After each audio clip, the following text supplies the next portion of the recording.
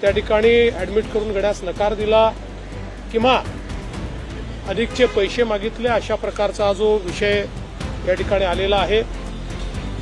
लोकांमध्ये अतिशय चीड या संपूर्ण प्रकरणाची आहे.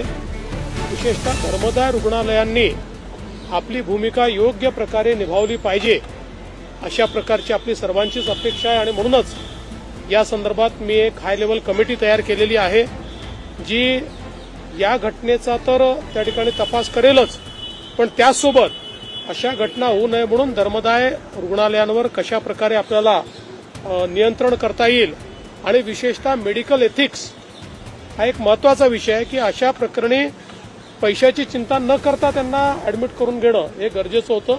त्यामुळे एथिक्सचं पालन होतंय की नाही या संदर्भात देखील आपण प्रयत्न करणार आहोत.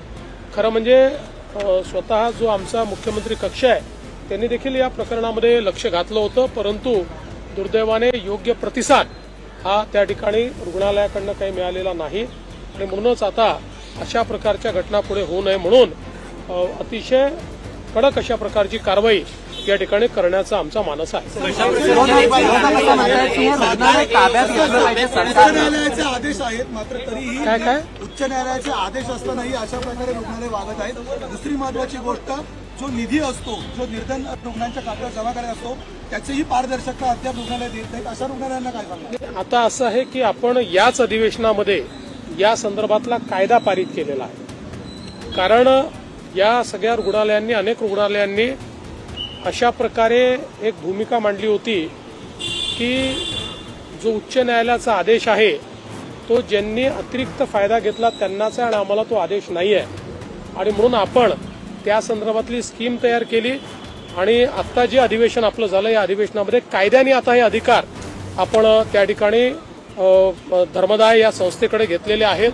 धर्मदाय ही संस्था इंडिपेंडेंटली चालते, पण त्याच्यामध्ये काही ना काही नियंत्रण हे राज्याच्या लॉ अँड ज्युडिशरी विभागाचं आहे. त्यामुळे त्या लॉ अँड ज्युडिशरी विभागाच्या माध्यमातून अशा सगळ्या हॉस्पिटलवर हे एन्फोर्स करण्याच्या दृष्टीनं आपला प्रयत्न आहे. मध्यंतरीच्या काळात आम्ही धर्मदायाची एक प्लॅटफॉर्म देखील या धर्मदाय रुग्णालयांचा तयार केलेला आहे की ज्याच्यावर ट्रान्सपरंटली यांनी किती पैसे खर्च करणं गरजेचं होतं, किती केलं आहे, अशा सगळ्या गोष्टी त्या ठिकाणी नमूद असतील. आणि त्या संदर्भात पूर्णपणे त्यांच्यावर अशा ज्या काही त्यांच्या जबाबदाऱ्या आहेत त्याच्यावर नियंत्रण ठेवण्याचं काम हे करण्याचा प्रयत्न आमचा असणार. असं आहे की रुग्णालय ताब्यात असं घेता येत नाही. भावना आणि कायदा या दोनमध्ये फरक असतो. त्यामुळे जी धर्मदाय रुग्णालय असतात ही अशा प्रकारे सरकारला आपल्या ताब्यात घेता येत नाही. पण त्याच्यामध्ये जर काही अनियमितता असतील तर धर्मदाय आयुक्तांना हे अधिकार आहेत की ते त्याच्या संदर्भातले निर्णय घेऊ शकतात.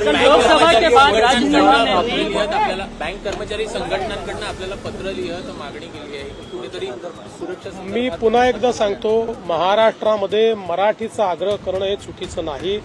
तो आग्रह कोणीही करू शकतं, केला तरी त्यात काही वावगं नाही. पण असा आग्रह करताना कायदा हाती घेणं चुकीचं आहे. कायदा जर हाती घेतला गेला तर कडक कारवाई केलीच जाईल. सर, हिंदीमध्ये मनोज कुमार